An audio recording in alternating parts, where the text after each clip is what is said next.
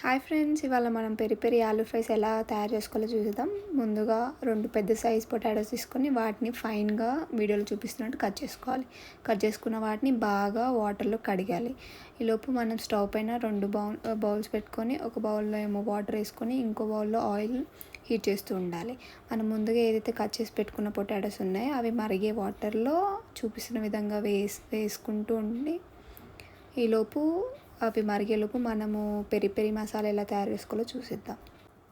ఒక మిక్సీ జార్లోకి కొద్దిగా 5-6 ఎండుమిర్చి వేసుకొని దాంట్లో కొద్దిగా సాల్ట్, కొద్దిగా గరం మసాలా వేసుకొని ఫైన్గా బ్లెండ్ చేసుకొని పెట్టుకుంటే అది పెరి పెరి మసాలా రెడీ అవుతుంది. సో మనం ఏదైతే ముందు స్టవ్ పైన పెట్టుకున్న పొటాటోస్ని ఒక బౌల్లోకి తీసుకొని ఉడికాక 2 టేబుల్ స్పూన్ కార్న్‌ఫ్లోర్, ఏదైతే మనం పెరి పెరి మసాలా ప్రిపేర్ చేసుకున్నామో అదొక స్పూన్ అండ్ అలాగే కొద్దిగా సాల్ట్ వేసుకొని దాన్ని బాగా మిక్స్ చేసుకోవాలి.